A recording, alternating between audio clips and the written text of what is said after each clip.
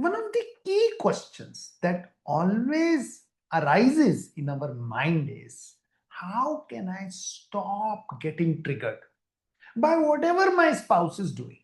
So today we are going to explore this topic in depth. Ready? From the outside, it feels very, very true that the cause of my anger is outside of me and it is there in my spouse. तो अगर वो ठीक हो जाए तो मेरी life जिंगा लाला।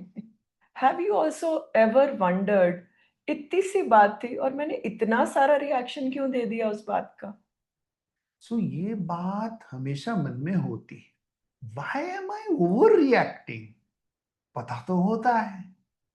तो अगर हम इस सवाल पे आ रहे हैं, I think this is a great first step, that why am I so bothered, so triggered, so angry, so anxious, and now the focus has shifted from my spouse to me. What's happening with me? Yes, exactly. The shift changes everything. As soon as we shift our focus from the other person to ourselves, something might shift. A trigger is not the same as a cause. Let's understand this with a small example. मेरे हाथ में चोट लग गई।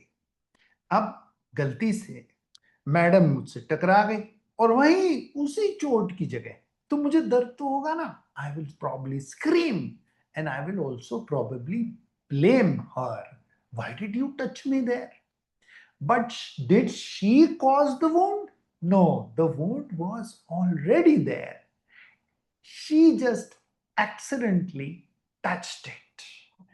So the trigger is not the cause of the wound. The wound was already there. And that is what we need to understand. ये एक analogy थी। Exact इस पे मत जाइए। जो वूंड है, वूंड जो है, जो हमारे पुराने एक्सपीरियंसेस से कई घाव हैं जो हमने उसको कभी हील नहीं किया क्योंकि हमें कभी सिखाया ही नहीं गया। सो वुंड्स कहाँ से आए? चाइल्डहुड में जो हर्ट आया, फेलियर्स आए, पेन आया, स्ट्रगल आया, डिसअपॉइंटमेंट आया, वो सब हमारी बॉडी और माइंड ने एज अ मेमोरी स्टोर करके रखा हुआ है। और वो पुराना वुंड जैसे ही कोई कुरेदता है, जरा सा छूता है, दर्द वापस आ जाता the trigger is not the cause, लेकिन हम कहीं ना कहीं अपनी इस दर्द का जिम्मेदार दूसरे इंसान को मानने लगते हैं, खुद को नहीं। है। And when you really start to understand कि मेरी ही बचपन से जो बिलीफ सिस्टम बनी, जिसकी वजह से मेरी एक्सपेक्टेशन बन गई है अनकॉन्शियसली कि मेरे पार्टनर को ऐसे करना चाहिए, लाइफ ऐसी होनी चाहिए, मैरिज ऐसी होनी चाहिए, कुछ वैल्यू सिस्टम्स भी हैं जो इनकलकेट हो गई कोर पे। Honesty, integrity, connection, loyalty, security, ये सब। अब ये सब नहीं मिलती तो डर लगता है, फियर्स आते हैं, और उन फियर्स के चलते कुछ हमारी नेगेटिव थिंकिंग की हैबिट्स बन जाती है, आदत पड़ जाती है, कंप्लेनिंग, ब्लेमिंग, हमेशा सल्ट करना, अपने आप को विक्टिम माइंडसेट में ले जाना, छोटा बनाना मनी मन में। ये सब हम जो अभी जो सिचुएशंस है ना, उसको एक पास्ट के लेंस से देखते हुए इंटरप्रेट कर रहे हैं, ये मेरे अनुसार नहीं हो रहा, और बार बार अपने आप को छोटा बनाते हैं, और वो हमारी पर्सनैलिटी का एस्पेक्ट हो जाता है, आदत पड़ जाती है, और हमारा स्पाउस इससे ट्रिगर हो रहा होता है। ये हैबिट्स हमने चुनी नहीं है, लेकिन अनकॉन्शियसली ये हमारा पर्सनालिटी का ट्रेट बन गई हैं। ये हम नहीं हैं। Who I am is much bigger, much larger, much compassionate than who is just projecting right now in this scenario. Unfortunately education system में हमें ये समझाया नहीं जाता कि गुस्से का सोर्स क्या है, कहां से पैदा हो रहा है, ये एंजाइटी कहां से आ रही है, या फिर जो दर्द आया है फेलियर की वजह से, उसको प्रोसेस कैसे किया जाए, उसको जड़ से खत्म कैसे किया जाए, नॉर्मलाइज कैसे किया जाए, how to release emotions safely, and how to communicate calmly and coolly without having a reaction all the time.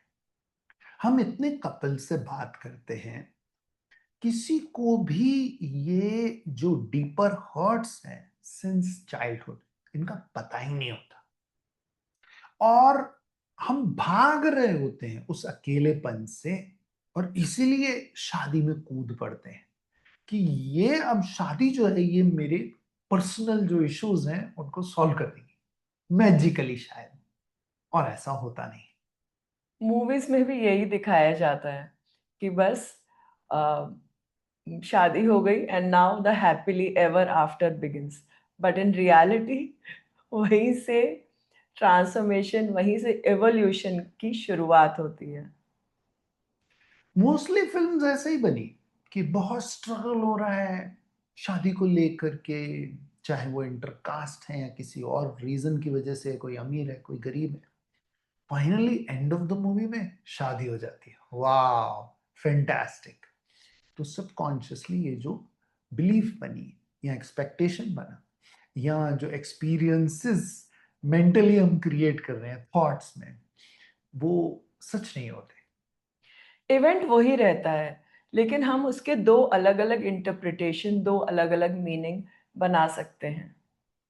जैसे कि अगर मैं लेट आया तो एक तरफ ये समझा जा सकता है कि अरे भाई रोज ही लेट आते हो, क्या मेरा कुछ इंपॉर्टेंस नहीं है, कोई वैल्यू नहीं है, don't I matter to you and that's why you are everyday late. At the same time ये भी इंटरप्रिटेशन हो सकता है कि अरे भाई कितना काम होगा, क्या स्ट्रगल होगी कि टाइम से घर नहीं आ पा रहे, और मैं जानूं, समझूं उसको। अपने अंदर के थॉट्स को देखने की ज़रूरत है, उसके प्रति अवेयर होने की ज़रूरत है। मैं क्या बिलीव करती हूँ? क्या मैं ट्रस्ट करती हूँ अपने स्पाउस को, या मैं हमेशा शक ही करती रहती हूँ? तो इंटरनल थॉट प्रोसेस वो अगर डीप रूटेड इनसिक्योरिटी से आ रहा है, जो शायद बचपन में ही पैदा हो गई, क्यों, क्योंकि बहुत डांट खाई टीचर से, अपने घर में, तो जब वो इनसिक्योर पर्सनैलिटी सोचने बैठेगी तो वो नेगेटिव ही सोचेगी। तो अब इस इनसिक्योर पर्सनैलिटी की नेगेटिव थिंकिंग को सबसे पहले तो जानना होगा, फिर उसको चेंज करना होगा, तभी कुछ फॉरवर्डिंग पॉजिटिव बिलीव्स बनेंगे, कुछ पॉजिटिव थिंकिंग डेवलप होगी, जिसकी वजह से पॉजिटिव इमोशन भी आएगा, एक पॉजिटिव पर्सनालिटी बनेगी, और घर में एक पॉजिटिव एनर्जी आएगी। Very well said. इस सब का मतलब ये नहीं है कि बस एक ही जने की ड्यूटी है कि उसको सिक्योर फील करना है। दूसरे पार्टनर की भी इक्वली रिस्पॉन्सिबिलिटी है कि अपने पार्टनर को सिक्योर फील कराए। इसका बिल्कुल मतलब नहीं है कि आप अब्यूज़ को झेलें। It's very important to understand what is the line, what is the border line wherein you know you are not processing your emotions, you're processing the other person's emotions. And how to draw that boundary that, okay, right now, maybe the other person is triggered, and allowing that space, and also processing your own triggers. So it is the right balance at all times. So at the end, it's all about how aware you are, how conscious you are of yourself and also the other person. And you maintain that dignity of love and respect, both for yourself and your spouse. And the whole house is filled with a lot of respect, love for each other. Healing का मतलब ये नहीं है कि आप अपने आप को रोकते चलो, तो वो अंदर बढ़ता चलेगा और एक दिन वो वॉल्केनो की तरह फटेगा। Healing is about becoming consciously aware कि ये ट्रिगर है, ये नेगेटिव थॉट प्रोसेस है, ये नेगेटिव इमोशन मेरे अंदर आ रहा है, उसको कहीं लिख लेना, और फिर ये स्किल सीखना, जो कि एक बहुत ही इंपॉर्टेंट स्किल है कि कैसे उस नेगेटिव थॉट प्रोसेस को बदलना है, और कैसे उस नेगेटिव इमोशन को मुझे मेरे मेंटल फिजिकल इमोशनल सिस्टम से रिलीज करना है हमेशा हमेशा के घबराइए नहीं, बहुत ज़्यादा मुश्किल नहीं है ये। क्योंकि जो दूसरा इंसान जो आपके साथ रह रहा है, he is not a zombie. So कभी अगर आप गलती से गुस्सा कर भी दिया, तो आराम से बात करके उसको रिपेयर किया जा सकता है, उस कॉन्वर्सेशन को, और वापस से बातचीत, इमोशनल बॉन्डिंग क्रिएट की जा सकती है। इतना मुश्किल नहीं है। हर एक की जर्नी इतनी लंबी नहीं है कि उसको तो बस साधु ही बनना है। It's so beautiful, two people coming each other and having holding space for each other. And it's okay to once in a while, you know, becoming angry while you are explaining your values, your expectation to your spouse. पर ये रोज का ही जब गुस्सा, रोज की ही झगड़ा जब हो जाता है और बात तो इतनी लंबी पहुंच जाती है कि डिवोर्स लेने का ही मन करता है, ऐसा लगता है बस इस इंसान के साथ मैं रह नहीं सकती, then a right intervention is required. यहाँ हमने कुछ स्टेप्स शेयर किए हैं। सिस्टमैटिकली स्टेप्स फॉलो करने से भी बहुत रिलीफ मिलेगा आपको। Wherever focus goes, energy flows in the same direction. अगर एक जना भी अच्छे से काम करता है अपने ट्रिगर्स पे, अपने इमोशनल मैनेजमेंट पे, तो एनर्जी बदलने लगती है। जैसे ही एनर्जी बदलती है, आप कंपैशनेट बनते हो, आपके अंदर पेशेंस आता है, आप पीसफुल हो गए, काम हो गए, कूल हो गए, रिलैक्स्ड हो गए, आपकी सहने की क्षमता बढ़ गई, तो धीरे धीरे इसका इम्पैक्ट आपके घर में, आपके स्पाउस पे, बच्चों पे, सब पे आएगा। और यही उस चेंज या ट्रांसफॉर्मेशन की शुरुआत होती है। जैसा रितिका मैम ने पहले भी कहा कि हेल्दी रिलेशनशिप दोनों जनों की रिस्पॉन्सिबिलिटी बनती है। शुरुआत चाहे एक करे अपने ऊपर काम करना, धीरे धीरे उस एनर्जी का इम्पैक्ट दूसरे पे आता है और दूसरा भी धीरे धीरे विलिंग हो जाता है। अगर नहीं हो रहा तो एक काम कूल कॉन्वर्सेशन करके, बातचीत करके उन्हें उस दिशा में लाया जा सकता है। So the focus now is how to have peace and harmony and joy and happiness. And that is where the focus is, that is where the energy will flow. Ultimately, the quality of your relationship can never rise above the quality of your inner world. So it's very, very important to take charge of your inner world. So don't ask, how do I change my spouse, my partner? Ask, what is happening inside me which really needs healing? And take the steps.